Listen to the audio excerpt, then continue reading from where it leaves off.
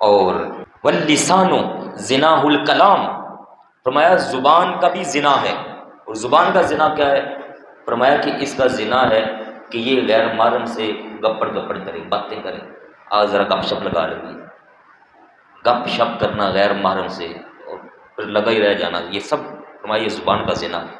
اس لیے غیر محرم سے اگر بات ہو ٹو دا پوائنٹ، بالکل مختصر سی بات جو ضروری ہے، اگر کوئی مجبوری ہے تو بس.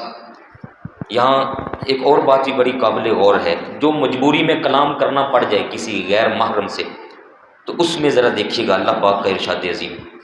فرمایا کہ عورتوں کو چاہیے جب وہ ضرورت کے تحت بھی کسی غیر محرم سے بولتی ہیں، دکان ہے، کہیں میڈیسن لینے گئی ہیں ڈاکٹر کے پاس سے، یہ کریانے کی ہے، کسی کو ضرورت پڑ گئی وہ سامان لینا ہے، تو اب وہاں اگر بولنا پڑ جاتا ہے تو فرمایا کہ فلا تخضعن بالقول، اس قول کے اندر پھر نرم و گداز لہجہ نہیں ہونا چاہیے، لہجہ نخریلا نہ ہو جس میں زبان سے آواز سے جو ہے وہ اگلے بندے کو کشش محسوس ہو رہی.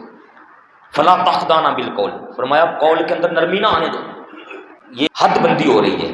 خبردار اگر زبان کا انداز ایسا بنایا، ہوئے الفاظ ہیں فیطمع الذی فی قلبہ مرض، فرمایا کہ کہیں وہ طمع نہ کر بیٹھے مزید گپ شپ لگانے کا، بات سننے کا، جس کا دل پہلے سے بیمار ہو چکا ہو، دل کا بیمار آدمی جو شہوت کا پجاری ہو، وہ کہے گا یار چلو کو 2 گلاں اور کر لگیے، وہ مزید آگے بڑھے گا.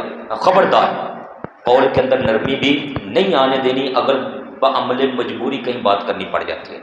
اس لیے اس پر بھی نظر رکھنی ہے کہ اگر ضرورت ہے بات کی تو وہ بات بھی سخت انداز میں ہو اور پوری ٹو دا پوائنٹ گفتگو، مجھے یہ چاہیے دیں اور بس بات ختم.